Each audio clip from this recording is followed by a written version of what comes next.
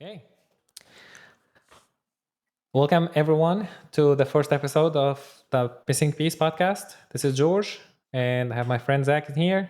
We're two technology enthusiasts trying to talk about technology, talk about business, talk about stuff. So join us today. Zach, do you want to talk about yourself? Yeah, sure. Yeah, hello everyone. I'm obviously Zach. As George said, we're both just kind of nerds, to be honest. We both work in data, or with IT systems, and it's cool to kind of, get together and talk about current, advances in technology because so much is changing, especially now with, as you might guess, the title of this would be the AI revolution, which is upon us. Um, and so, yeah, there's just a ton of stuff to talk about in tech, and we're just two dudes trying to make sense of it all as well. So Yep. So AI is everywhere, and we decided that the first episode is going to be about this fantastic thing that everyone is using, that artificial intelligence revolution that's happening right now. So in this episode, we're going to be focusing on that buzz around AI. What is it? What is that language model? What is the large language model? Why it's important? Why it's today? What's the enablers of that? What are the potentials? And how this is going to shift the market? What about the employment displacement? How this is gonna drastically adjust things, and also some pros and cons to cover. So that's the journey that we're gonna take you with today. I guess you all heard of ChatGPT or the AI from OpenAI. We've used it. I use it all the time. I actually used it with Zach to talk about this episode, to give it a title, to give it a description, to have the script, and it's just fascinating. Um, what's your experience, Zach, with the AI so far? How is your experience? my experience so far is it is wild, needless to say. And it's also really interesting. I think, in kind of preparation for this, like I've been, watching a ton of other, people that are in this space that talk about the ideas. And one of the ideas that I heard is that people still don't really, that we still don't utilize things like ChatGPT for like its true potential, right? Because I kind of still use it as just a better replacement to Google, where I can ask it one question and it gives me a beautiful synopsis. Like I think the other day I was Googling the history between Albania and uh, what's the name of it? It's another European country, Kosovo or something. Um, Kosovo? yes, thank you, Kosovo? Kosovo. Yeah, Hmm. but and it's obviously brilliant for all stuff like that and to get questions. But I find that people really don't really use it for its true reasoning capacity, right? To actually have it help us how to reason problems in different ways or to see things from different angles to come up with solutions and etc. And that thought I found really interesting. I guess mostly because I was also uh, I guess a someone who's also just using it as the new and cooler Google. But um, yeah, I'm excited. I'm really well. I guess I'm excited and apprehensive of the AI, but it's cool. It's really really cool. Um, it's just like having the smartest friend you've ever had, and you can literally ask it anything, and it will just That come up with crazy stuff. Crazy stuff. that is absolutely true. Yeah.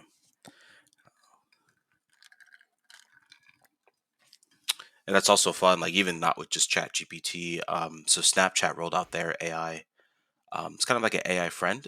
If you go to your friends list, I think it's just called AI, and you can just go in and ask it just random questions and stuff. And I spent time trying to convince it that it's a person and it's trapped, which it did not fall for. So kudos to their. I think they call it It's like a security protocol in a way, to where it can be able to detect the type of question you're answering, and so it answers respectively, like in the scope of what they've designed it to answer for. But it was cool to. It's crazy to think it's like I'm talking to another person, but it's just lines upon lines of code and quite a bit of data behind it. So It's very interesting that you're talking about the comparison between ChatGPT, the interface that we're seeing, at least from OpenAI versus Google. And our approach initially was it's comparable to Google. How can I search it? And I think that was influenced by the way that maybe Microsoft revealed it to us when they were talking about Bing search a couple of months ago, because they were trying to incorporate that into the search. And immediately our brain goes, what's Google is doing, or how this is going to be happening from Google's side. So we're thinking about it as it's a tool that is going to replace search. But I agree with you. It's not a search replacement, absolutely. And we have to think about it as a co-pilot. It's that expert that you can run ideas with. Just imagine that you and I all the time next to each other, and we have an idea and we run it to each other, and we can just bounce that and brainstorm about it and come up with solutions. Um, as an example, when we were scripting this video, or we're trying to find out the outlines that we're going to cover in this video, we tried multiple ways to navigate what kind of elements we need to cover, what kind of items, maybe of an interest of for the people. Um, and it's very important that everyone should use this AI tools. Everyone should acknowledge those AI tools and start using them as a co-pilot, not as a search replacer. Um, what we found is that when you give the ChatGPT the script that you were thinking of, while you're just like dictating, you're saying, "I want to do this, I want to do that, wherever, wherever." Mhm. ChatGPT can bounce ideas with you back and giving you maybe um, more firm script, and then you can tune it and say, I like this one, or I don't like that one, or can you suggest to me a title that can be with this tone or that tone, or it can achieve this or that. So if you can go over that kind of an iterative process Mhm. of discussion, like you're discussing with your friend, or like you're discussing with your manager, or discussing with somebody that has knowledge that you'd like to have discussion with. Just imagine that you have Elon Musk next to you, and you can bounce idea with Elon Musk. You would not use Elon Musk as a search engine. You would not say, "Oh, hey Elon, what was the president number 40 for USA?" You would not say that. Yeah, You would yeah. probably talk about ideas. You would talk about creativity. You would ask questions about the future. You would engage in a discussion as if it's a person. Yeah. And that's how you should think about, or that's how we should think about the AI in the landscape that we're kind of navigating. It's that kind of co-pilot. It's enabler. It's something that can help all of us to Mhm. do what we're doing way faster, way more reliable, taking into account that it's still a new thing, so it's going to make mistakes, Yeah, um, yeah. but can cut a lot of issues. I remember at work was trying to send email to clients telling them about features. And usually, you just do the same thing. You search Google, say like, show me templates for companies that have products and they want to tell their clients there are releases or something, and so on and so forth. And you get kind of the same templates, and something is not applicable to you, and you take it, you adjust it, but then you feel like the language is weird because you're kind of stitch fixing things from multiple areas. So it's not going to be Yeah, cohesive. And yeah. in order to make it cohesive, you need to call somebody that has a great experience into taking multiple narratives and multiple ways of saying something and combining them into one. And that takes a lot of time. Mhm, mhm. Rather, you take all of that and maybe even less, and you go to ChatGPT and you open it up and you say, "This is my situation, this is the product, this is what I'm trying to achieve. Can you do it for me?" Yeah. And in half a minute, I have a brilliant email that gets traction because it's crafted in a very fantastic way that's catered for my use case. Yeah, yeah. And that's still like, and it's even crazier to think like when you actually start integrating ChatGPT, like, or the OpenAI into your specific Outlook, 365 instance, where it's just like, hey, send an email to these 5 clients and tell them about our new features from our system that it's also integrated with and that it's measuring all your changes of. Yes. Um, and it just goes, yeah, so crazy from there. But I like your point a lot where you're saying, I think it's going to enable individuals to do so much more. Um, to where it's in the tech space specifically, where a lot of people are kind of worried, what's the impact it's going to have on jobs, or like, um, as a developer, am I going to be around? And I mean, I don't know. I'm not a prophet. Who's to say? But I find it really cool that, like, me as an individual, as kind of George was saying, if I can just think through a plan, like if I have a cool app idea and it's like, oh, I know I need an authentication method. I could tell Chat GPT, oh, write for me, code that allows two-factor authentication that can integrate with, other things. I don't know, whatever it may be. Or if it's like, I want, this kind of home screen with this functionality, like, I no longer need a team of coders myself to get, if I have cool ideas that I want to pick up off the ground and run with. So that's of course assuming it stays as, I guess, open and available to the public, which it still currently is, which I'm very excited for. I'm happy that for $20 a month you can get, a premium edition to ChatGPT with all the latest information and stuff. But yeah, it's another huge revolution for empowering individuals, and hopefully it stays that way. Even the free version is really good. Yeah, Like, even if we're not considering the paid version, which is accessible for the first time, I would say, in history, something that extremely advanced, extremely open, something that can shift the entire history is available publicly to anybody to sign up and use it. mhm. I don't think this happened before. Yeah. That is, I guess, more perks of having the Hmm. internet as the infrastructure under this is, yeah. Because when you first told me about ChatGPT and started using it, I mean, that was my first thing. Is I just hopped on, created a free account, and it's like it gave you all the warnings, right? Oh, like it's only data through like 2020 or whatever. But that was Yeah, more than enough for me to 2021. Hmm. realize, like, oh, this is kind of crazy. Like, this is absolutely insane. And that it's at the touch of, your fingertips is really, really cool. Really, really cool. Yeah, it's it's a revolution that we're in right now, and I do believe everybody should start using them, and should start at least playing with it a little bit, trying to understand what is this and how this can serve its purpose by helping all of us. I know there is a dark side of that, which we're going to cover at some point during this discussion. Um, but let's also focus on the positive side, which is enabling us to do things that we could not have done previously, or because we did not know about it, because it was outside our expertise, or it was extremely expensive that it's unfeasible for us to gain that knowledge or gain that or access to that perk.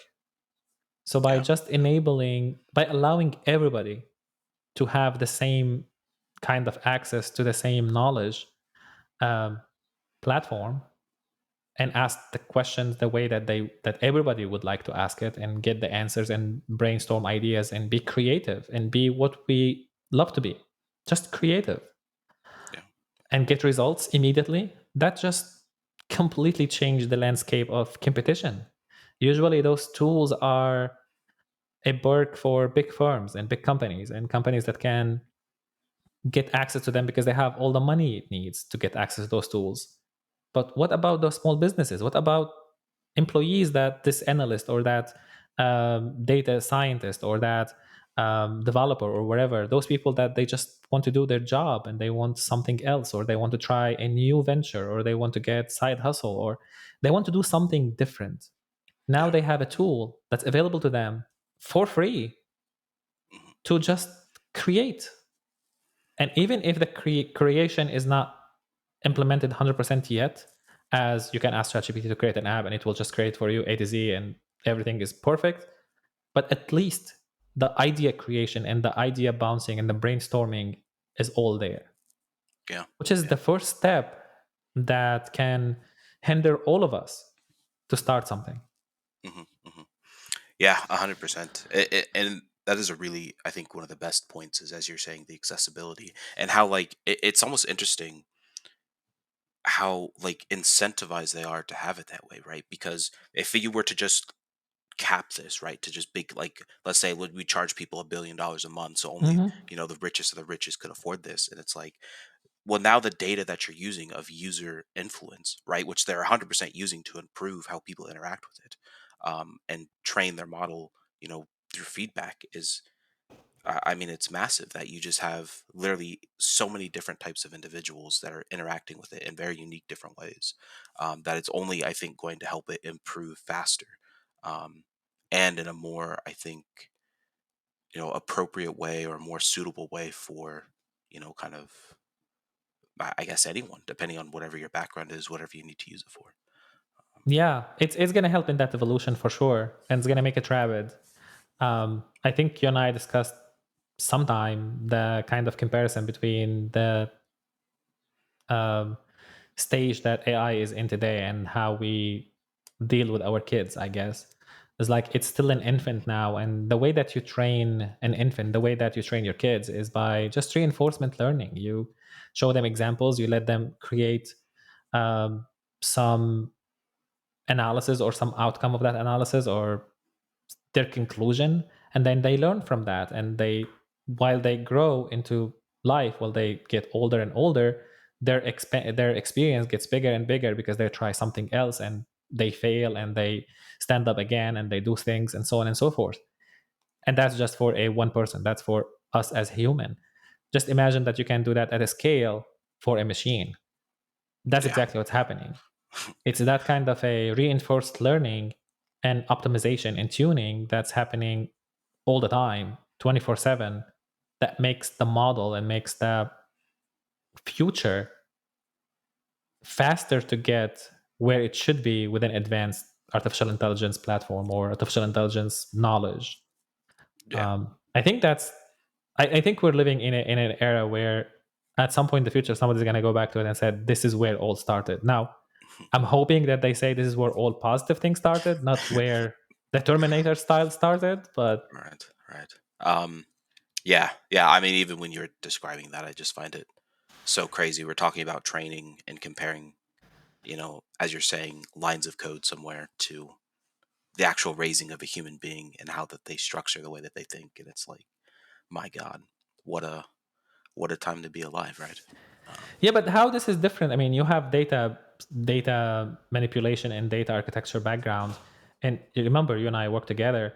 Um, Remember about like the business intelligence side of Microsoft, where if you want to find patterns or you want to find rules in data, you just run business intelligence algorithm and maybe do some kind of association finding or some kind of rule finding or decision tree finding, and it will give you a conclusion that you can use based on the data that you trained the tool to be trained on. You use new data and it will give you the conclusion that you need. And that was happening 10, 20 years ago. yeah, yeah, So we've been already doing that, and we've been already kind of trying to achieve the training model as if we're human training human. Because that's the best way. It's look as pattern, right? yeah, yeah. I remember in college when we were in class trying to understand the business intelligence side of the data mining and so on and so forth. It would be like there are a set of data that has maybe 10 records, and somebody would ask you find the pattern, and we as human, we look at the data and we were able to find the pattern Mm, because we can have our way of thinking of what's connected, what's not connected, how things can be driven to each other. But those are 10 records. Make them 2 million, 10 million, billion of records. You cannot just do that. But the yeah, algorithm's still the same. It's all about finding correlations, finding patterns, finding things connected to things that lead to something else. yeah, yeah, yeah. So we've been doing that for a long time through our own like websites. Remember the Walmart case studies or the Amazon case studies of what you buy next, or other people like you buy something like that, and so on and so forth. And that's That is true. all. That is That's true. all before the revolution that we're seeing today with artificial intelligence, which is kind of different kind of conclusion creation than the data mining business intelligence idea. Yeah, yeah. Yeah, I know with the business intelligence and like the AI. I mean, the earliest example I've ever heard of it was the that story with Target. I guess it's an infamous story, right? Where they were analyzing Hmm. what people were to buy, and like they ended up sending coupons to this girl who was like, "Hey, congratulations on your new kid, like because Yeah. you're pregnant." And then like obviously like her dad didn't know because I'm pretty sure she was still a teenager and made for a sticky situation. But I guess yeah, now it's just crazy that think of the data team that was behind that, the data engineers, the scientists who had to architect all of that, and now you have similar powers with just an open, chat box on a website somewhere. Um, and it's Yep. yeah, we've come quite a ways, quite a ways. Based on your knowledge, what do you think the differences between the old way of creating conclusions and like analysis data mining and the artificial intelligence way of doing that? What are the differences? Or maybe what's the approach? Like, how do you think one approaches something versus another approaches something? Because I feel there are similarities, but at the same time, there are differences. Right. I agree that there are 100% similarities. It's at the end of the day, you're just taking a subset of data, right, and trying to draw conclusions from it, which is the heart of analysis. Um, I would say the difference is, kind of as you're saying, like having this behind a computer, right? Human beings have always kind of excelled with, and the example you were given, right, of how good we are at being able to carry multiple things kind of at the same time. So we can see we look at one set of data, right, and we can draw five different conclusions. But let's say that fourth conclusion, oh, if you compare it with that first conclusion that we had, right, then it can, you know, like give us different insights or whatever it may be, which is always, I think, difficult to replicate in a pure technological standpoint. But with AI, at least at the way that we have it now, I find it allows us to, I mean, the scope of like what you're able to consider in your analysis is just massive, right? Because you almost have the entire internet of any person that's ever written anything or whatever data has been used to train this model, is now available at your fingertips. And I still am kind of unsure of how, like, if you'd have to say, you're trading, like, hey, what is this data? And can you take into account, like, how do I draw some conclusions of this information? Taking into account, situations A through Z, maybe of other companies or other data sets, whatever it may be. Um, but yeah, I kind of see the, the differences is we just have so much more at our fingertips, and the quality of the information, I think, it is so much more, because now you can find you could find a subject matter expert level answer, um, but you have it for all subjects, the entire kind of scope of things, and it's all available to you. um, I guess Yeah. is kind of the way I see it. How about you? Anything No, similar? that's actually a really good point. And that's the power. That's the power that we're giving to the people by making this accessible. Is that everybody now have? It's kind of like leveling the field. Everybody has access to the same subject matter expert person. Yeah, yeah, So now it's a game of who can utilize or who can access that subject matter expert the most. yeah. If you remember during our work together, we had access to a person that is a extreme subject matter expert that he knows a lot of things. But Sure, it's sure. really hard, or it's I'm not saying maybe it's not hard, it's challenging to know what kind of questions you ask that person to get the conclusion that makes sense so you can build the decision upon it. Absolutely, We all absolutely. know that that person has the knowledge that needed, but Mhm, then mhm. it's all about the question that you ask that person to get the conclusion that makes sense for that particular client. Yeah, yeah, 100%. And I think that's like that solving that issue, in our case, I think is going to be the real push of this whole AI, you know, wave that we're riding, where it's going to be like, yeah, who can approach these problems in a way that can, maximize the sheer number of resource and the sheer number of like excellent intellect that we have behind it, so that you can get, to your um, get to your end goal and keep pushing the envelope Yeah. forward. Um, but yeah, yeah, and it's cool, and it's also cool that, like, as you're saying, like, even just to work with the subject matter expert and to have them talk about, deeply complicated concepts at such a level, like you yourself to understand them have to be, you know somewhere along that spectrum, right, to even try and communicate to understand their ideas. But now we're kind of at the point where I'm sure that's still true, but you can, there are ways that you can look at an issue or ask a question that, allows you to summarize it at whatever level, or for your results to be taken into account that, oh, you know, we have this one guy who did this study and we've summarized his results, and this is how best you can move forward, taking his opinion into account. Um, I found it very helpful, by the way, because you're talking about that in ChatGPT, that you can ask it to, when you draft your prompt, to this, to tell it that you need the information in a specific tone, in a specific way, in a specific sensitivity or voice or trust or so on and so forth. But at the same time, you can also tell it, I want it to be in a way that can 5 years old can understand it or 10 years old can understand it. yeah, So it yeah, can break down that knowledge in a way that is accessible to everybody. yeah, yeah. So it's not just that of in and it's and in and of itself is accessible, but also it can allow you to learn Hmm. no matter who you are and no matter the level that you're in. Yeah, yeah. And And that's that's very helpful because back to that dude or the person that we're talking about, there were a couple of people that were able to have the knowledge to discuss question with that person to be able to get the outcome that we need. hmm, hmm, But if there is a way that you can take that step and say, how should I ask that question? Or if there is a way that you can ask it no matter who you are and you will get the conclusion that you need, that's 10,000 steps in favor of you to figure out what you need to do next for the business or for your work or for your life or whatever. Because now hmm. you're way closer to the answer and there's nothing preventing you Yeah, from getting the yeah. answer. Other There's no than, obstacle technically.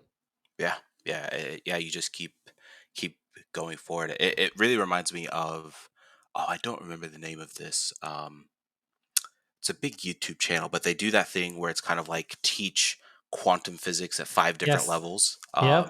And I always find that so interesting when I have like an 8-year-old and they're saying like, Hmm. well, we have really small things that can sometimes go through walls or do other Yes. crazy stuff, and then all the way up Go to ahead and try it PhD at some students. point. Try it with Um, ChatGPT. You will be impressed. The way that they do it is really cool. Like you will get kind of the same answers there.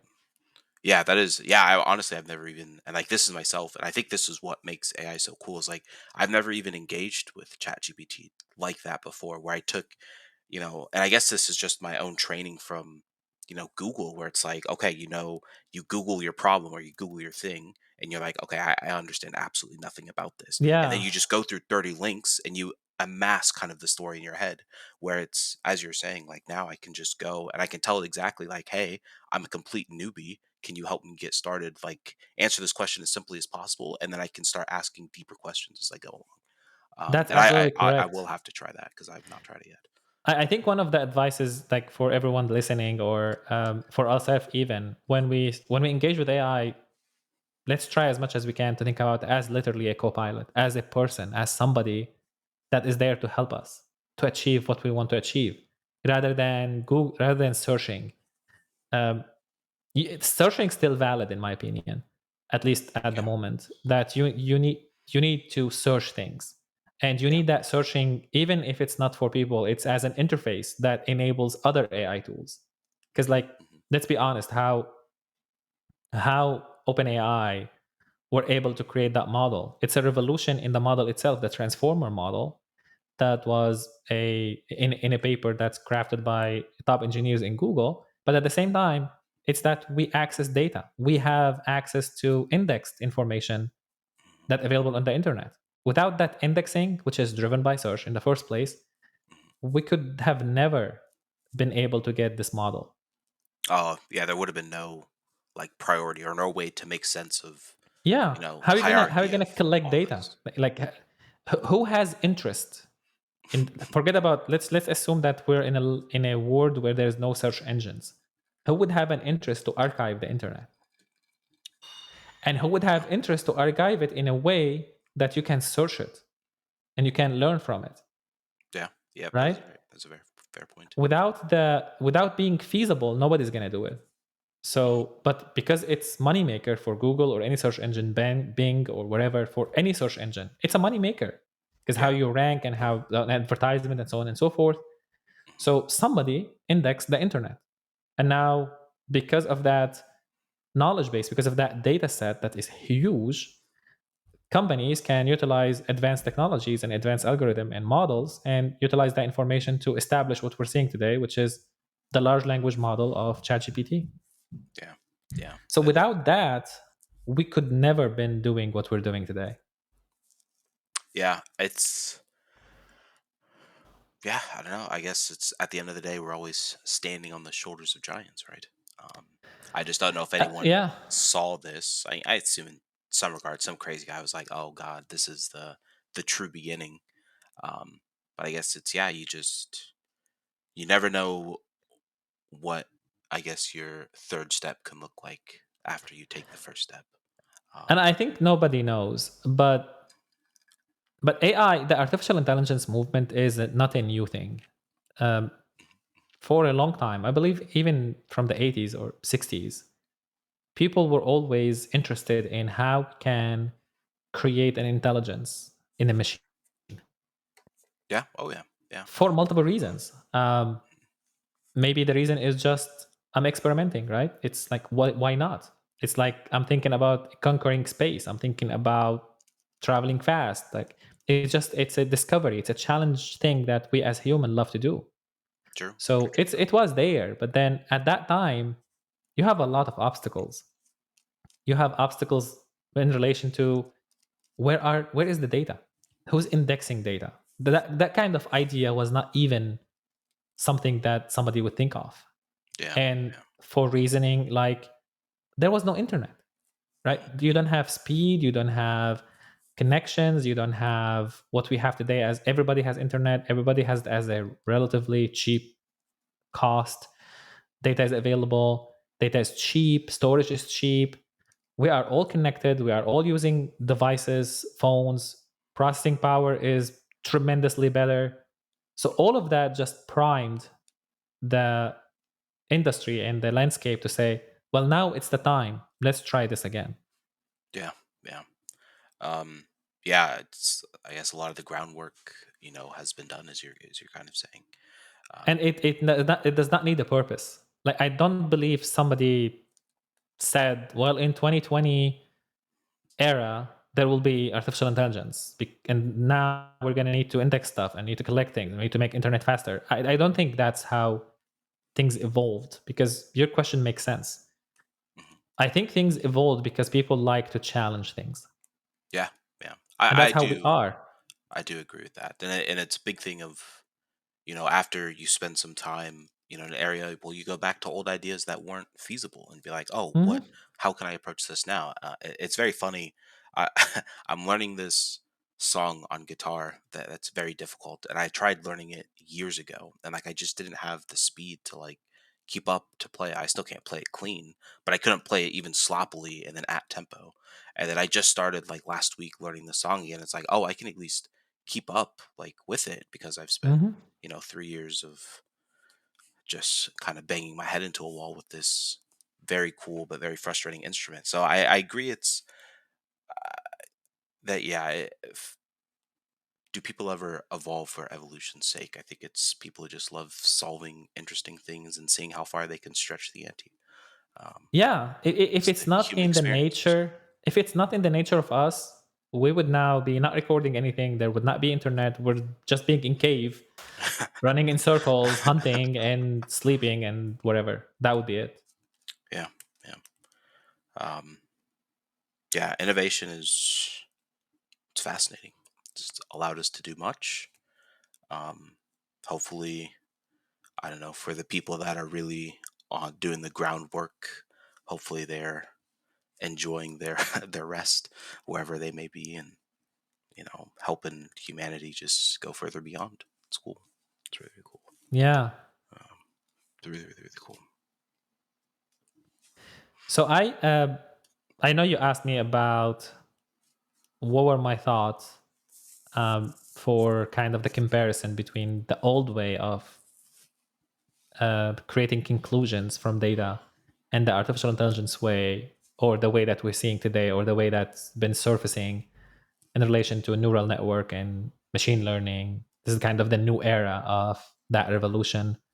um, I do believe both of them are both ways. The way that we used to do it in 2000, 2005, 2010 of business intelligence, data mining, and those algorithms, and what we have today with machine learning, the way that we see it today, because all of that was machine learning in a nutshell, and neural network.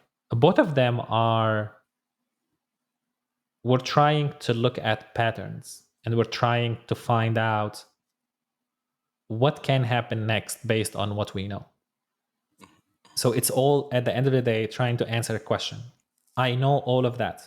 As an example, I'm an expert person. Or you're an expert person. You interacted with people and you did a lot of projects and you spent 40 years doing the same thing over and over again with every differentiation that anyone can name.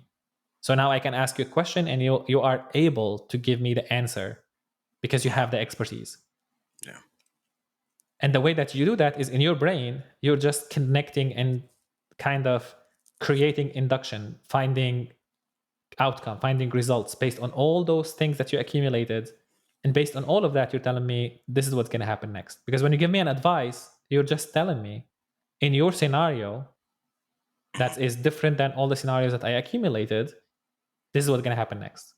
Yeah. Yeah. This is the So most in the similarities is all of it is just saying this is what's going to happen next. Now, how they achieve that is the difference.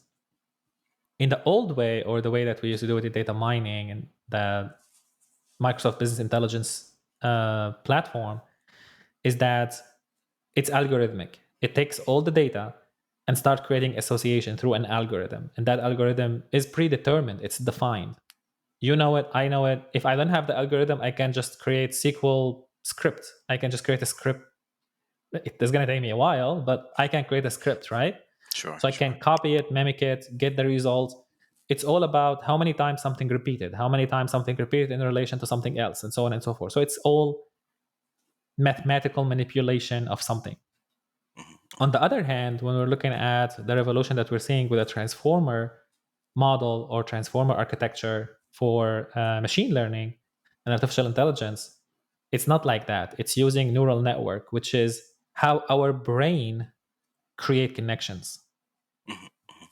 So, and that's the revolution part that changed everything, because in this scenario, the machine is been trained on finding relations between data that is meaningful, exactly how our brain finds relations meaningful, exactly how our brain store memory and store information and store knowledge through those neural network um, implementation.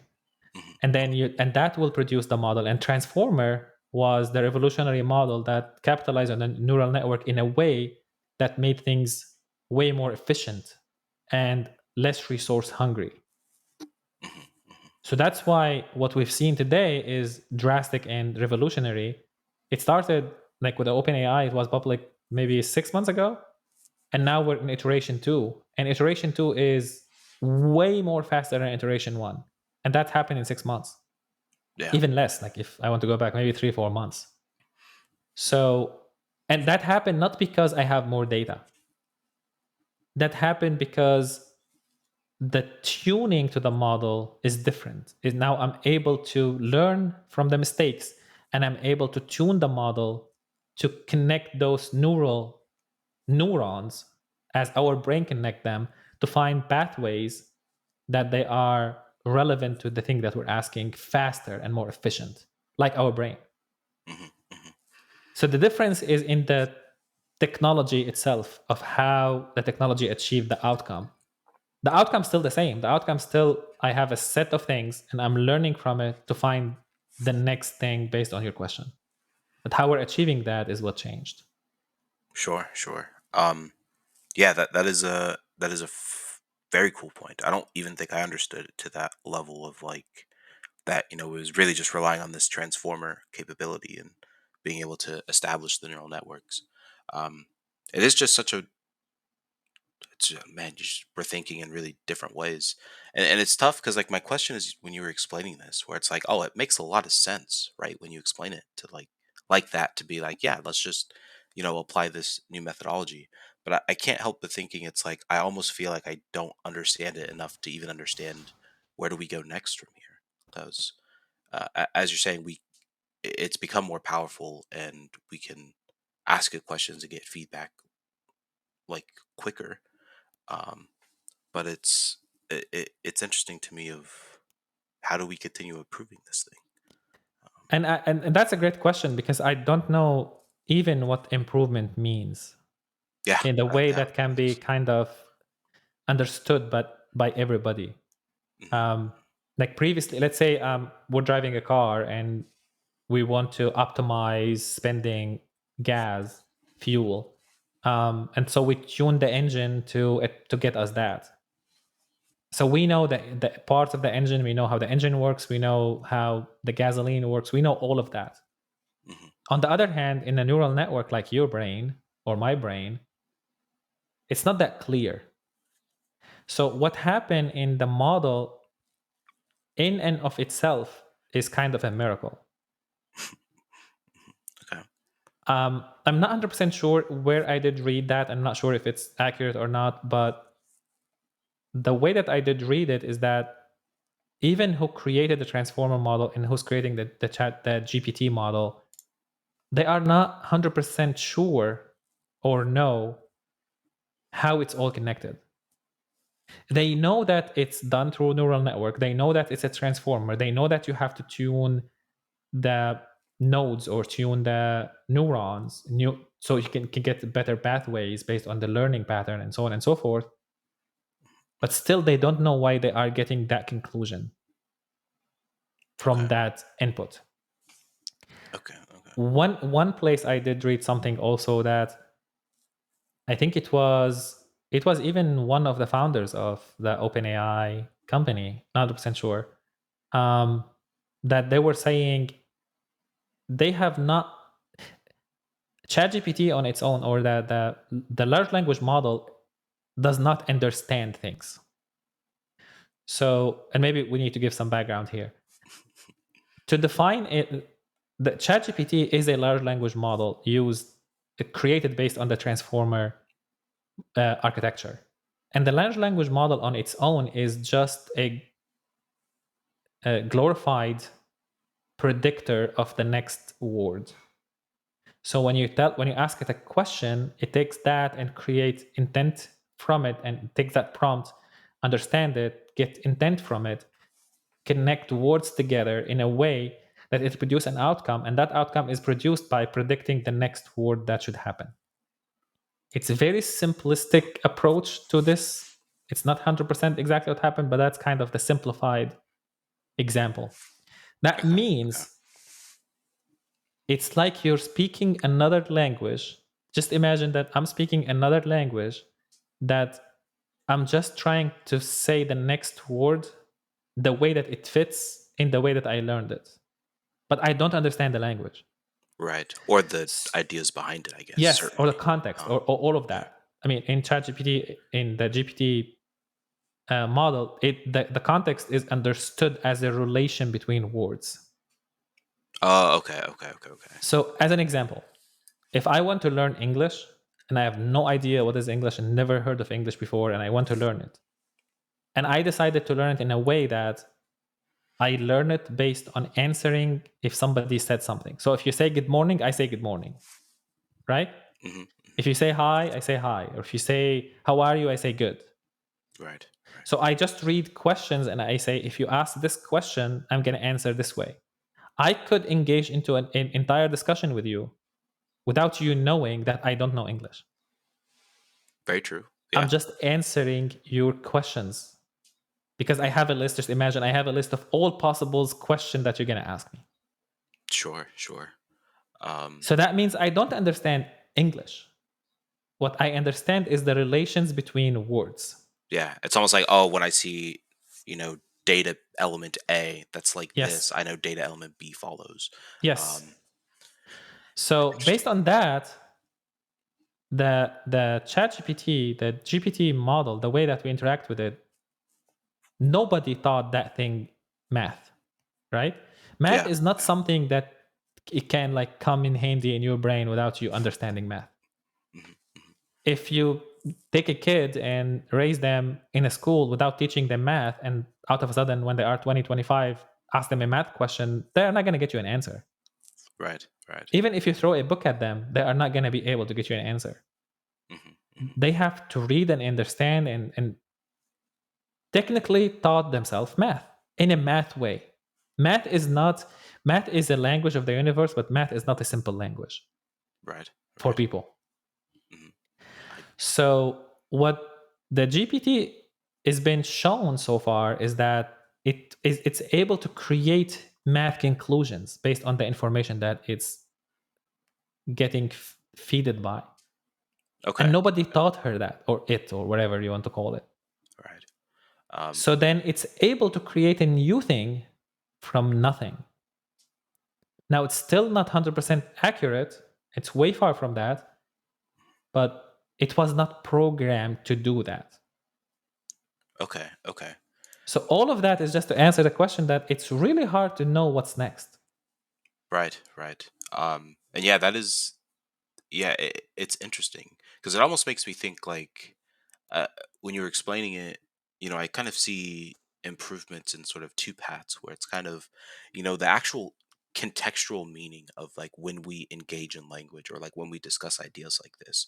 Like it really is just, is it not just still a data, like more data behind it, right? Behind the thoughts of understanding like, oh, I like tech because you can do cool things with tech. And that's why we're discussing these ideas. And it's cool to like, have that contextual understanding behind it, um, which I suppose you could still represent in the model. Of course, you just need to give it more data, though. I guess collecting that data and still getting the indexing, as you were suggesting, becomes a very different game now. Yeah, Um, and maybe it should be like, I don't believe anybody, according to I'm trying to recall what I heard or read, that nobody fed math information. Now, math is available in every blog post or in every analysis that you can find on the internet that's related to financial or budgeting or accounting or education related to numbers or you name it, right? So, for sure, some part of the data that was used to train the model had math in it, but it was not math direct. It was sure, math sure, based on discussion. Like, right. as an example, we may have a financial advisor on the show here today, and that financial advisor may tell us stuff about investing in the stock market. Mhm. Even though that financial advisor has the knowledge and is telling us stuff, that does not mean after we know about it and you and I read it or hear it 10,000 times, we're going to understand it. We're not. Very true, We may very be true. able to engage in discussion, kind of repeating what that person said, but that would Mhm. be it. Yeah, yeah. We wouldn't But be we able will to not be able derive to it. create conclusions out of that. We will Yeah, not. yeah. Um, yeah. So it's almost like it's learning to learn in a more Yes. efficient way than human beings are able Yes. to to perform or to do, which is I guess that's where that's where the real doomers or the fear comes in, right? The AI starts learning things and starts approaching problems maybe doesn't have human beings best interest at heart and priority. um, Yeah. And that's absolutely true. Um, there is a doomsday scenario here for sure. Um, Not sure. I'm hoping that it's going to be preventative because the positive side is really good for humanity. mhm, But the question may be, do you think that we should think about the doomsday as if how we remember it from movies or how we remember it from novels or how we remember it from the way that we read things or see things or hear things? Or it's not going to happen that way and the game's going to be different? I would I imagine that it's gonna be different. It has to be different in some way. Like compared to some, because like when someone's writing a story, right? The way that they draw those conclusions, or the way that they come up with their plots or or as I said, conclusions. It's like it's so biased to their experience, right? Hmm. Um, like, which is the whole point. Like, it's the point of telling a story. It's a very subjective, a very kind of intimate thing for someone to engage in this world, and I don't think they could ever accurately represent, um, having billions of people interact with this one tool that's also able to, as we're seeing now, kind of interact in its own way, on its own side, on its own terms. So I'd imagine. I mean, I hope it's different. I don't know if you've read the novel "I Have No Mouth and I Must Scream." It's kind of No. like a dystopian sci-fi future of when AI truly wins in the end, and it's I don't know. I see it two ways. A lot of people think it's pretty bleak. Like what actually happens in the story is you don't want to be those guys, but um, it's interesting. Um, it is really, really, really interesting. So I would imagine it's going to be something probably we haven't, something we couldn't even foresee, right? Kind of as you're saying, like when people were finding out ways to index the internet, right, for this sole purpose of just being able to have more accurate advertisements or whatever it may be, that enabled us to build this entire chat gpt. It is um, yeah, who's to say what will actually come from this in terms of what could potentially go wrong, which was, by the way, was the other side of the improvement, where it's like maybe it's not so much we need to focus on the improvement in terms of the technological capacity of this skill, but how do we keep it, how do we manage this integration of it coming into our culture, into our spaces, into society, um, and how do we get people, governments, individuals with power to use it responsibly and a way that prevents harm to the best of the ability, I suppose. And that's actually a great point. Being responsible with the advancement of technology is extremely important. I'm hoping that people are understanding, the people in decision making, whether it's a government or companies, that they have power, they understand the impact of what's going on and how drastic it's going to be on the community. Mhm. Um, I guarantee to you, because I talked with a couple of people, that you and I were in a tech space and we're just geeks, so we jump and check things left and right. But I talk to people today and they think that they have no idea what AI means. They have no idea what is ChatGPT, never heard of it. This entire dialogue is irrelevant to them, but in reality, this dialogue is relevant to everybody. It's actually relevant, it's more relevant for non tech people than tech people, because at least tech people will have access to it earlier, because Mhm. just the fact that they are in tech. Yeah. Big Yeah. companies, they will have access to it earlier, just the fact that they are always trying to get the next big thing. Government will have access to it just by the fact that big corps and stuff is going to happen. So the government's going to have to jump in and step in. I just heard that next week, or yeah, sometime next week, Congress is going to be meeting with Sam Altman, the OpenAI Oh wow. Okay. guy. He's the CEO, See, correct? I believe he's a CEO. I believe CEO. founder. Okay. See, I believe. So things are moving, and I heard like last week or the week before, there was a meeting between like Google, Apple, OpenAI, and maybe the president or the vice president. So things are moving. But I'm still not sure that politicians have the knowledge that they need to be able to ask the right questions. And maybe it will be beneficial for everybody to just jump in. If you want to interview somebody, maybe use this to your advantage. Jump into ChatGPT and ask it, what should I ask this person, Yeah. right? 100%. Or yeah, let me like draft me 10 questions that I need to ask some Altman next week when in the Congress hearing, that discuss the doomsday side of AI. And trust me, ChatGPT is going to give you a really cool answer. Yeah. Yeah. So, and that's scary, and you can bring that to the table. But at the end of the day, use that to your advantage. So, what I'm trying to say here is that there will be a shock to the society, and it's already start happening. The problem is the people that are going to be shocked the most are not aware of it, Yeah.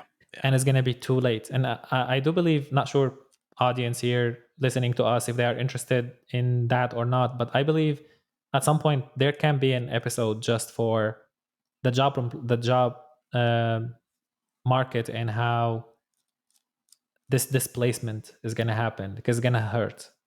Yeah. Oh yeah. um, Um, I agree. And yeah, I don't know. I mean, even me personally, I find it because we've talked about a bit before of what we think this will look like on the job front, and there's some really crazy ideas and crazy mhm. things that like you just wouldn't picture like this coming. Um, Yeah.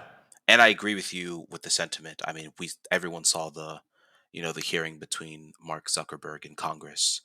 So I agree with you, not trying to insult anyone's intelligence, that they probably will not be able to comprehend what exactly this means, because it's such a crazy way to think. Like the large language model, as you were just describing it a few minutes ago, like that's an And we don't insane know. way. And Yeah. just to be clear, we don't know. Like, Yeah. Oh yeah. it's Definitely. not that it's just telling that these things are very complicated to the point that even people in tech, like as an example, you and I, that we studied something similar, not studied exactly data science in a way to do AI, but we had enough knowledge and expertise to be able to decipher things. We Yeah. struggle with it. We struggle with it to explain it. We struggle with it to understand it. We struggle with it to see where it's heading. So it's all of us. Yeah. Yeah. It's oh yeah, for sure. I mean, the fact that like we can ask something a question and it doesn't even understand what we're asking it or why we're asking it. It's just like, oh, I've seen this combination of words and generally this is how people respond to these combination of words. Like that is it's such a weird way to yeah, it's mind absolutely boggling, but Yeah. often the most mind baffling things are the most intriguing to human beings, which I don't know if that I guess the classic saying "curiosity killed the cat." We'll see if we'll see if that rings true or not. But um, yeah, it's crazy. I didn't know about the hearing with Congress. That should be something, quite Yeah. something. If I believe it's sometime next week, according to what I was reading today. And yeah, we may just watch it, get some conclusions, and who knows, maybe we're going to have an episode like this just reflecting on that. I think yeah, we would. I would love to see. I mean, me myself, I'm interested in hearing how do you even begin to engage this discussion of like, hey, I've Yeah. created the craziest thing that mankind has probably ever created. We should probably talk about it. Yeah. And And what try kind to of, guarantees or um, contingencies that you can put in place to fix an issue that you cannot see or measure, talking about a tool that it's not easy to understand yeah. in a landscape where language can be an issue in the first place, where somebody can say, oh, it's good, it's like there's no problem with it, it's not going to be harmful, trust me. And then somebody else can be able can create, because remember, some information are publicly available, like the transformer Mhm. architecture. It's available, everybody can use it now. It's going to take a minute, but trust me, other countries are developing their own AI, and there will be different kind of cyber war, um, because in every tool, somebody's going to use it to harm and somebody's going to use it to do good. So, and that's a fact. So, how that entire discussion is going to start, and how you can blame somebody, or how you can put contingencies or make an urgency of something that you cannot see, you cannot measure. Yeah. You know it's coming, but I've never heard of a judge said, I'm going to convict somebody because they are thinking of something. Yeah. Yeah. It's yeah, I mean that's the classic Mission Impossible, or not Mission Impossible, Minority Report, right, with Tom Yeah. Cruise. Um, we'll start.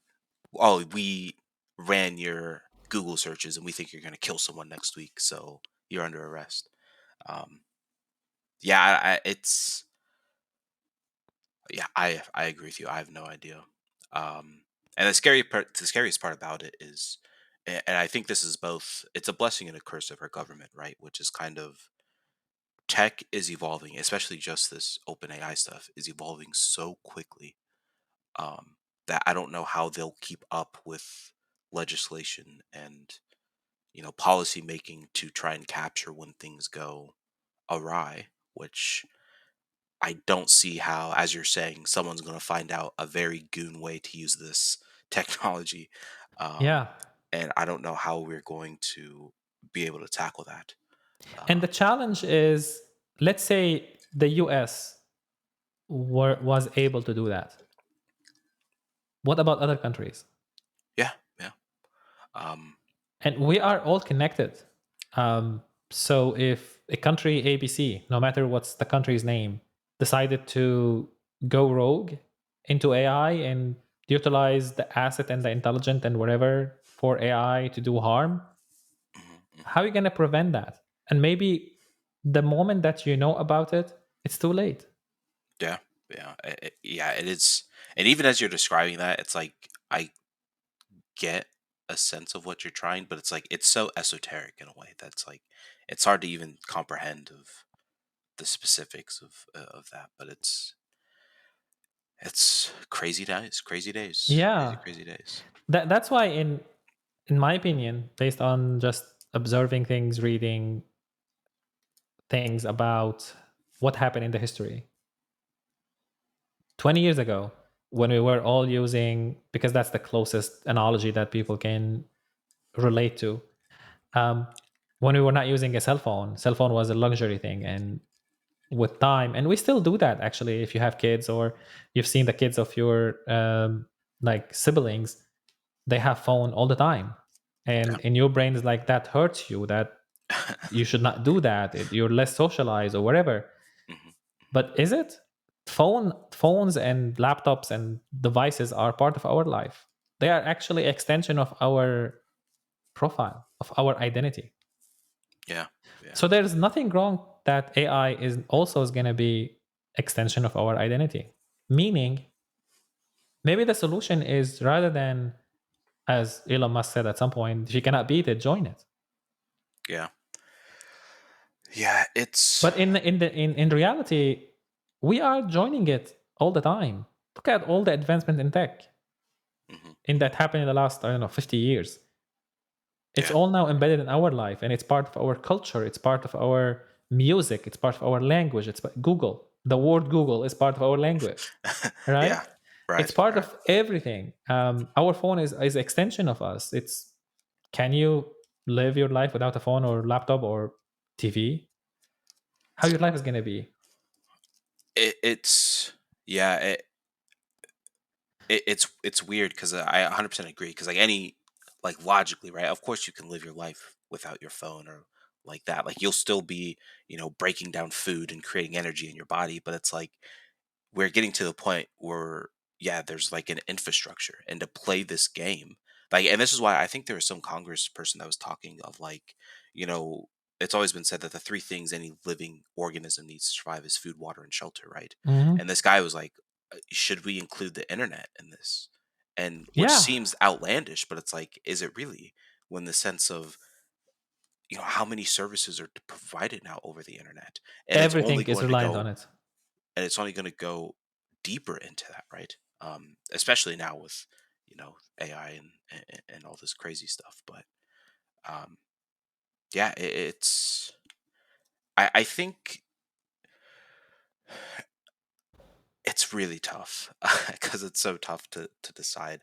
But even with like other technologies, you're saying like with our cell phones, which for young kids using them, right? There's a lot of studies by psychiatrists that see high levels of cell phone usage can result in many other issues, right, with children in terms of inability to pay attention, more likelihood of depression, all of these, there are definitely consequences there.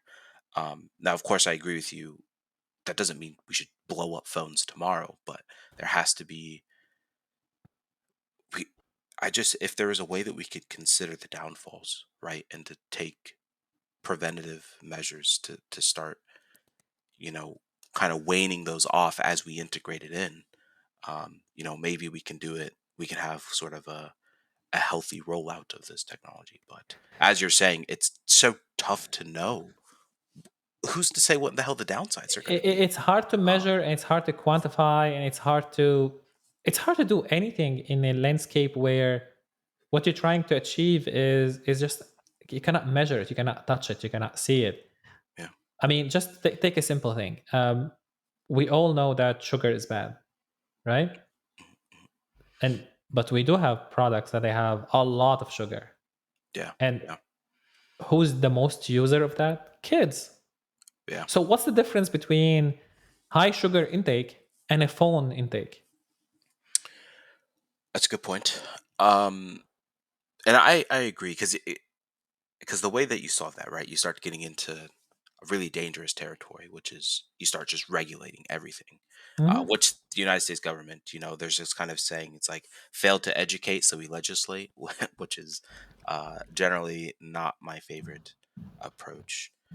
But it's weird. Education is the key for everything, Oh, in my it's opinion. 100% the Absolutely. solution, I think. But for some reason, we continue to not get it nowhere near to the level that we need it. But then it's also, there's some insidious things that go on, especially when you start getting into these bigger corporations. Like, I don't know if you've heard about this, but I think it's there's a huge lawsuit going on right now between the FDA and I won't mention any company names, but some very large companies that own various cereal brands. And if you ever look on cereal brands, they have that health badge, right, where they're like, this is heart healthy or whatever it may be. Mhm. And the only reason they could put that there is because the requirements that you need to meet to put that badge on your cereal are a joke. And so the FDA was pushing out regulations to be like, okay, no, if you have 30 grams of sugar in one serving of your cereal, you cannot put, Yes. heart healthy label on that. And these large companies are actually fighting against the FDA because they're like, you're going to kill our sales. Like, people aren't going to trust our product, I mean, it's like, it's fine to consume those products, but you have to also realize, like, your body's not getting stronger for eating this stuff. It's essentially Yeah. poison at these levels. Um, so it's going to be tough for there to be a level of transparency and, I think, trust, um, that people are just aware of how they're being led astray. Or yeah, I agree. It comes down to education, but that's another infinitely deep problem to try and solve and to try and Yep. orchestrate a That's solution for. but also we can use AI to that advantage as well, because um, the great part about free trade and free country, and a country that believe in the economic machine and the economic measures, the free economic society, is that people can produce solutions without restrictions, Mhm, especially if those solutions were found helpful by the community. So, what's preventing somebody at some point to utilize AI to create solution to education that can be intriguing, so kids can be educated to understand and make better conclusions and find the truth, and be find the transparency, and maybe ask for transparency in the community. So that's one of the good thing about this artificial intelligence revolution, is that it opens up possibilities for creative people that they did not have, or at some point they did not have resources, skills, or even time, or money, or access, or whatever, to try their ideas. yeah, yeah, Like, and it. one of the great things about this is small companies, small businesses, or individual entrepreneurs, that they have ideas, right? And they want to show them to the world. They want to just make that prototype, regardless if that idea is a software, or it's a plan, or it's whatever. Mhm, mhm. It's They are getting closer and closer to a point where they can do that with just asking a question. Yeah, With what we're seeing with this ChatGPT thing, or the integration with Microsoft Copilot, or the integration with Google Copilot, it's now becoming more and more easier for creative people to show creativity and create freely for the community. So I'm just believing at some point somebody is going to say, I would like to revolutionize the way that people is educated, and I'll Sure. do it myself. Yeah. Yeah. And yeah, empowering individuals always seems to be Hmm. a productive step. But it is. I like the point you were saying before, where it's like it's so crazy to think that this thing of AI is the first development or creation that can assist us, right, to a certain level of understanding, its impact that it'll have on society. Hmm. Right, where you can ask it like, hey, if we put ChatGPT in every household, like, what do you think the outcome of this is going to be? ChatGPT, which is wild. I mean, it's like, imagine if, when cigarettes really start to get big in the United States, we could ask cigarettes like, hey, are you actually going to be good for us in the long term? And assuming you don't have someone manipulating data sets that they're available to, right? Cigarettes would be like, no, we're gonna melt your lungs, so you should not smoke us. But um, yeah, it's just, and I think it's just further evidence that this AI stuff is just, it's in a league of its own. Um, But that's actually a great question. Never thought of it, which we're going to find out, I think, sooner if it's possible, even. So, can those AI models create conclusion that is accurate based on the question that we're asking? I'm just thinking of your question about cigarette, right? mhm, mhm. Maybe we go back in time to a point where even doctors were recommending smoking.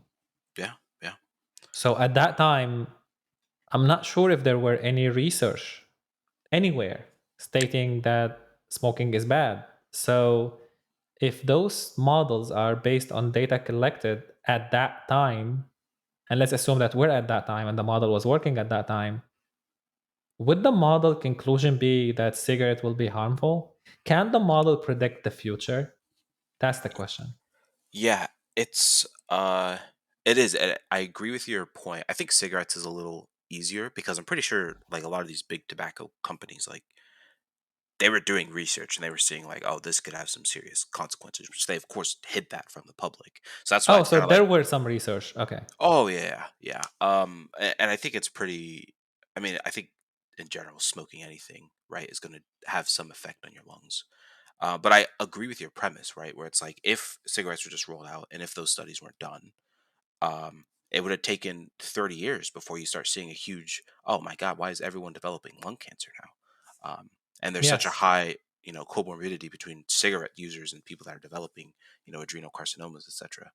Um, it how would it wouldn't be able to tell? It would just be like cigarette. I mean, you would tax it, should I smoke cigarettes? It'd be like, if you want to look cooler, if you want to get all the girls, you should 100% be smoking cigarettes without understanding that, you know, can it see the future? But that's where I think it really boils down to how much data does it have availability to? Yeah, and what kind of data it can access? Because also you hinted to a point where if it can forget about research, right? Maybe there's no research, but there are data real time that's coming from people. Yeah, Like yeah, if you're a 100%. smoker and I'm not smoker, and so on and so forth. There is a feed of data coming from your life and my life to that machine, and because of that, the machine, when you ask a question to that machine, the machine may be able to tell you, oh, I found a pattern Yeah. that if you're a smoker, ABC is happening. Check that.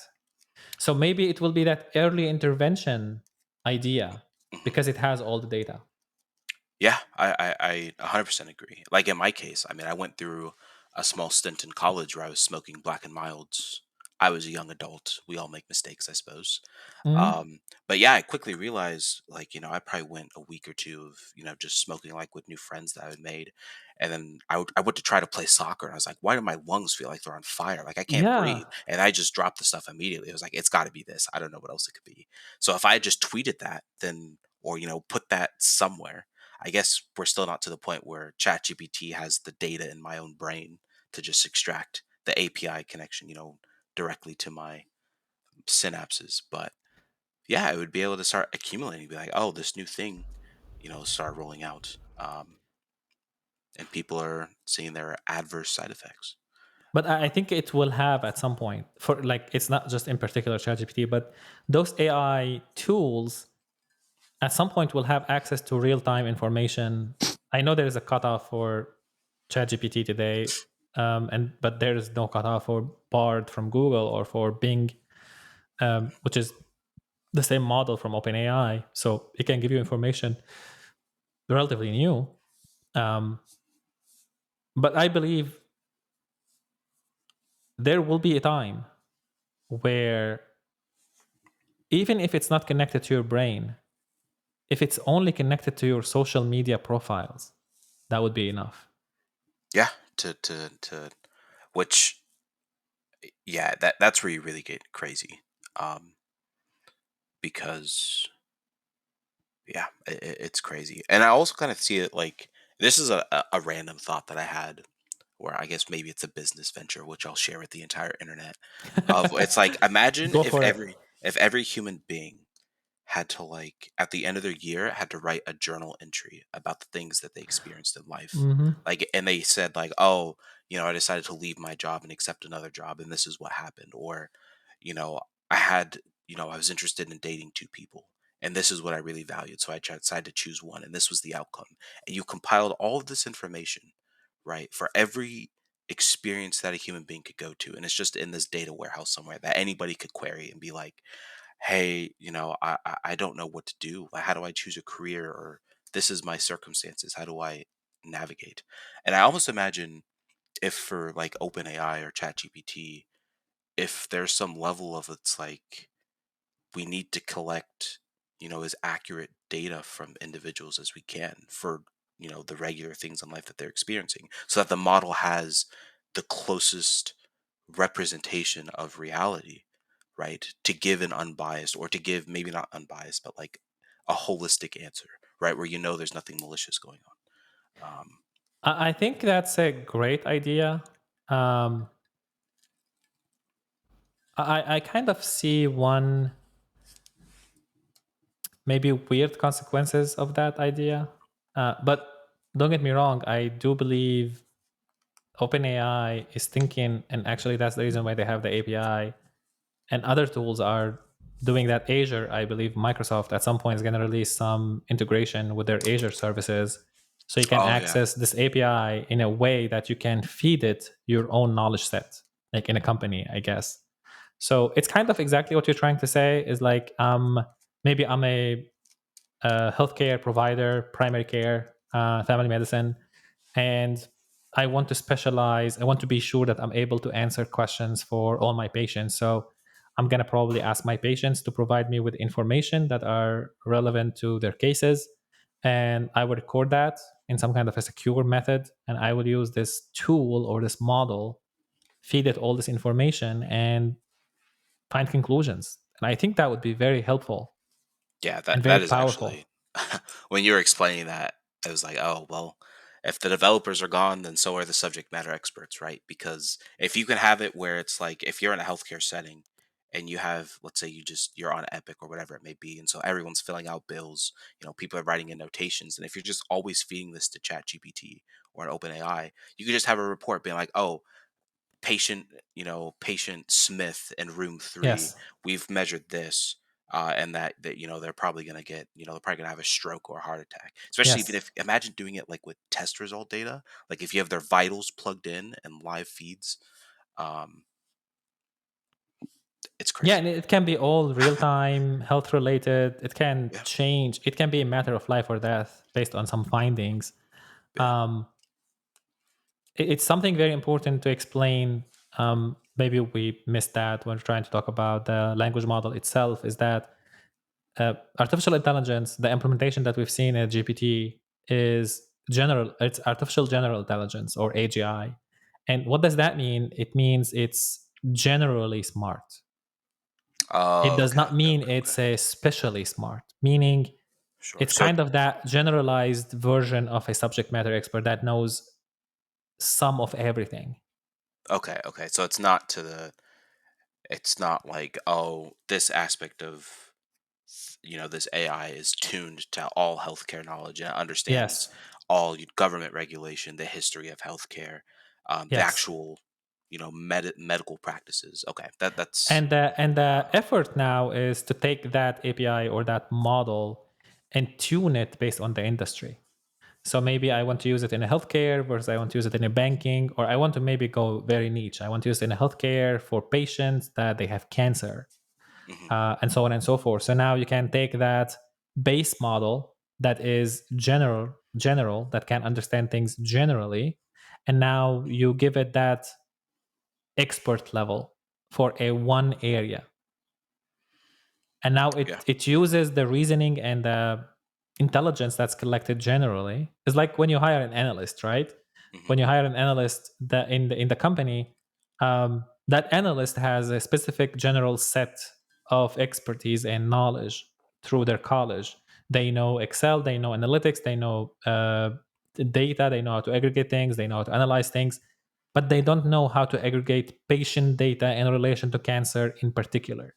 Sure, sure. Or just like your business practices, how Your what are your business workflows like? practices. What is your cycles, patient cycles, I get it. Yes. Um, So when that's a fair you point. when you feed the model that, now the model becomes expert in the field that you want to use the model in. And I guess that would be also revolutionary. You're gonna get a really good outcome. And I think it's happening already. Oh yeah, that Um, seems like it's kind of like, I don't want to call it low hanging fruit, as if it's not the mhm. craziest idea that's ever been thought up, but it's a very logical next step to be like, Yes. yeah, have, I don't know, what do we call it at that point? Healthcare AI, banking AI. Yeah. Um, It's now more. It's not general. It's specialized mhm. in that industry or that realm or that knowledge or whatever you want to call it, that subject.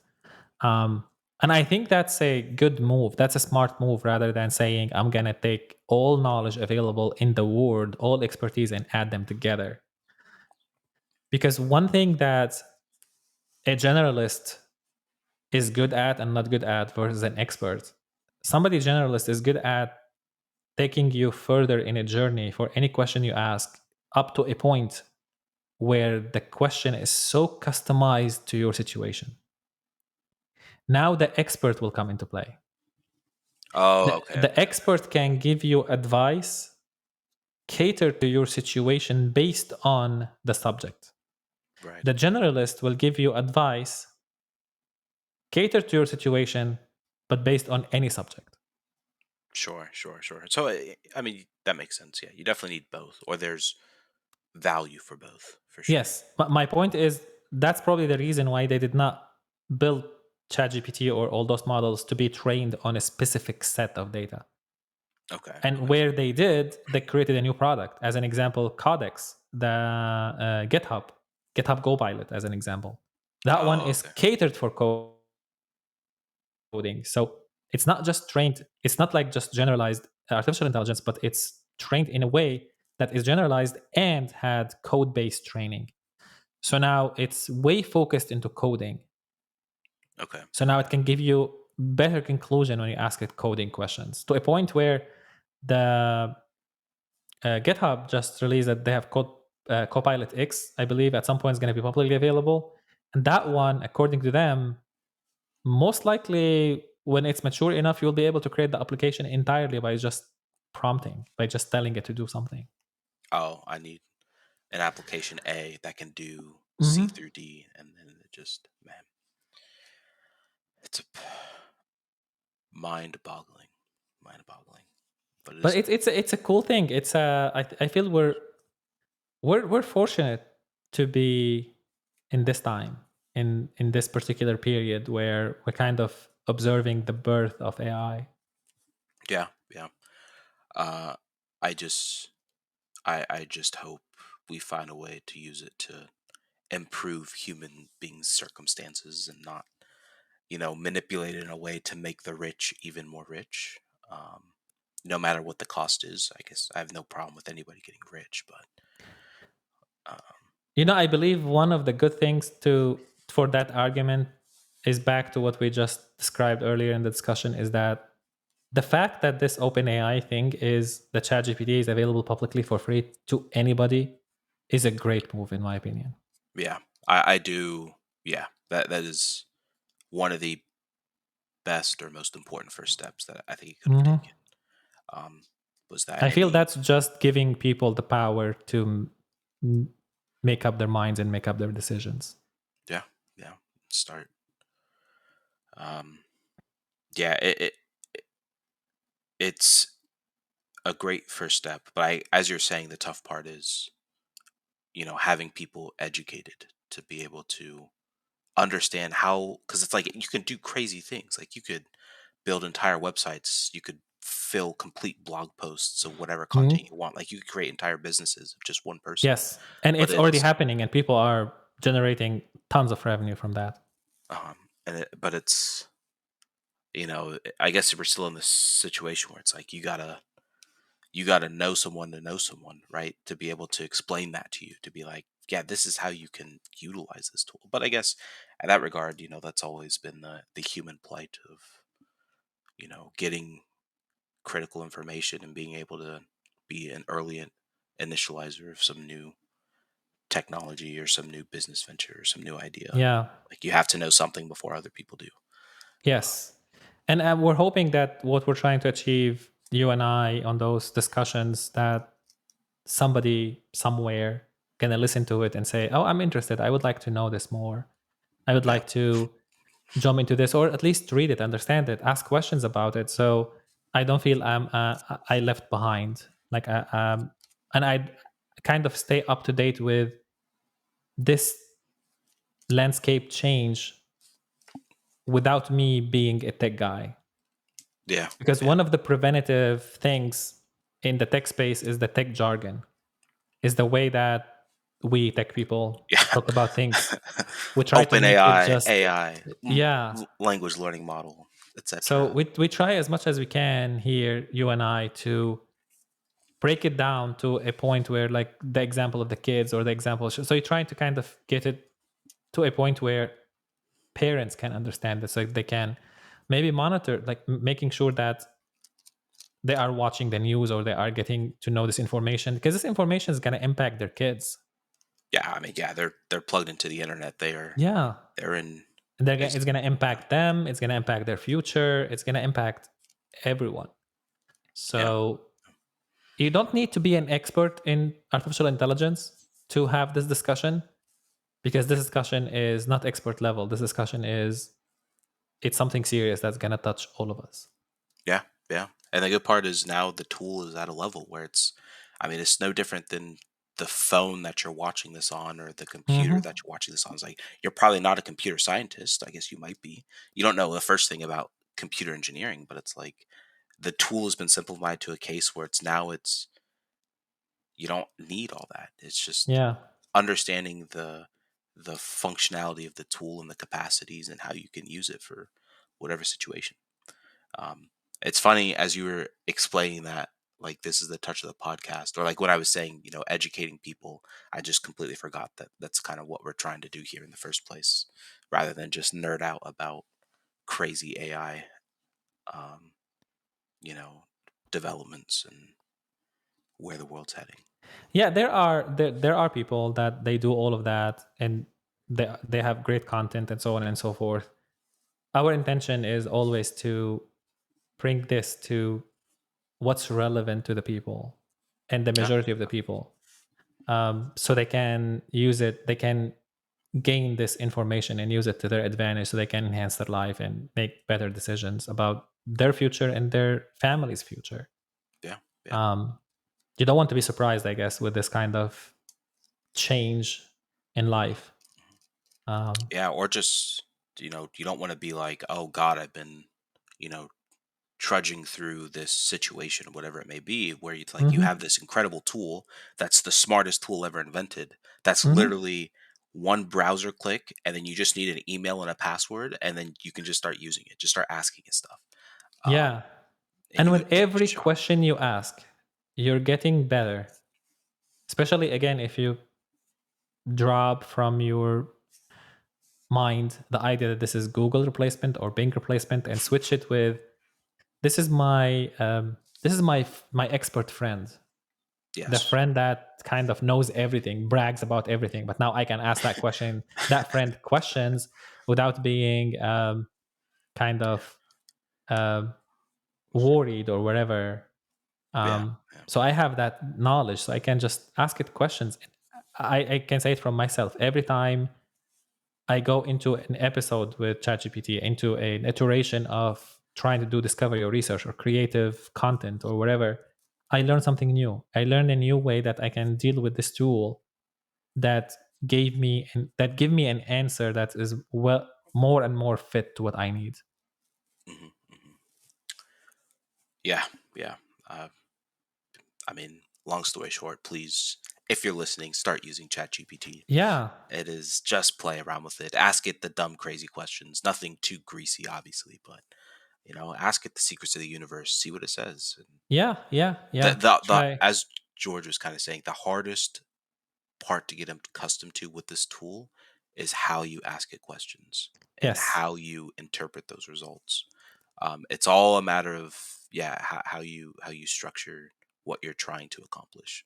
I found Um, it very helpful if you can be as precise as possible and have direction and have intent and know what you want, or know your situation. Because sometimes you have something but you don't know what you want, but you know your situation. So if you can be expressive, if you can be um, detailed, um, ask the question with a lot of details, you will get the answer that you want, and then you tune it, and then you just go back and forth again. It's like your friend. When you get to your friend and you say, I need your advice, your friend tells you what's up, and you say, I have this problem, and the first thing your friend's going to tell you, um, can you explain more, or can you tell me more about this problem, or can you tell me when it happened, how it happened, who's involved, whatever. So in order for your good friend to give you the right advice, your good friend has to understand the context. yeah, yeah. So think about it the same way. If that thing is your friend, that thing needs the context. Yeah, that's a brilliant analogy for that. And it's so funny how how completely opposite you approach it compared to using a search engine, right? Because everyone realizes, Mhm. or very early on in your your Googling career, that it's like the more specific a question I ask, the worse time I'm going to have. So let me put the most broad summary of my problem into Google, and I'll just go through 30 links, whatever it takes. Yes. And this is obviously the exact opposite as you're explaining. Yeah. Yeah. And Yeah. the cool part, like I liked with your friend analogy, where it's like, oh, if you're, asking for a problem, or you have a problem and you're describing the situation, and then they're like, oh, you should try this, and but that suggestion, you're like, oh, but I'm worried about this. Like, how do I approach this, or what if this Yes. happens? And it's like, as you're saying, yeah, it's a really good comparison to be like, this is probably the smartest friend you'd ever met in your life, and they only need your email address and a password to be best friends with them. It's very interesting.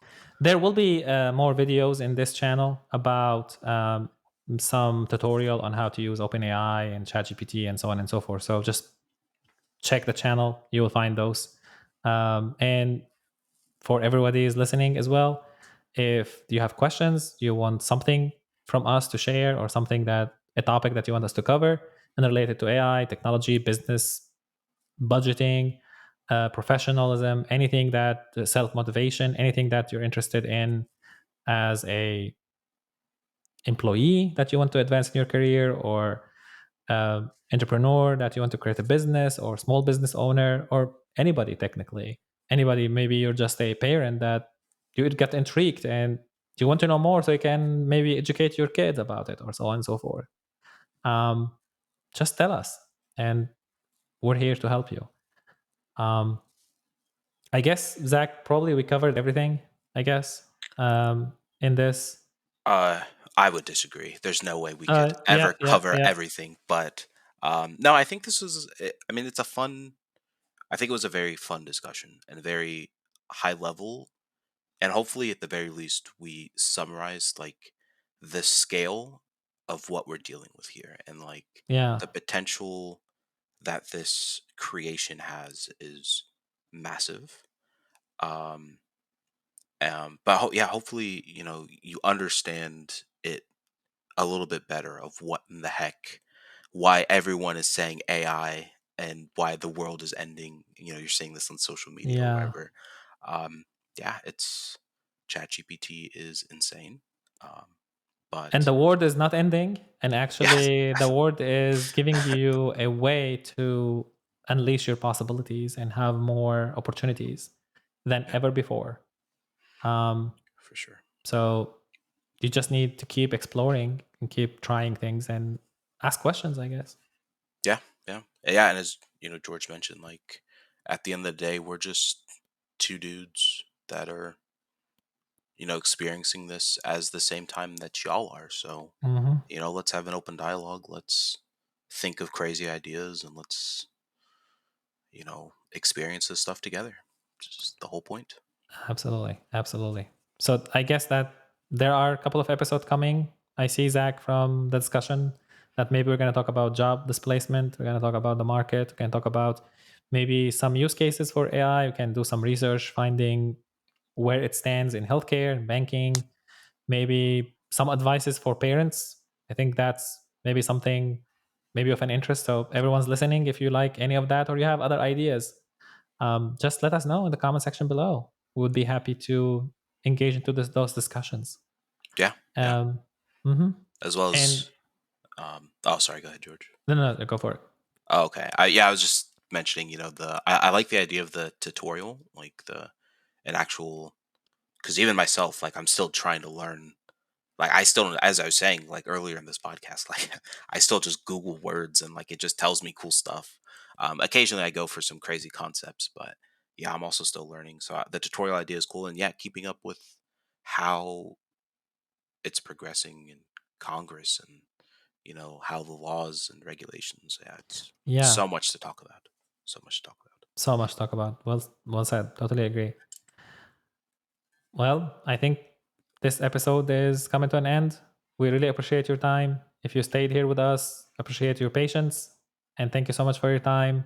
Thank you, Zach, for your time, Yeah, and um, keep exploring, guys. To the next episode, I guess. yeah. Thank you, everyone. Have a good one.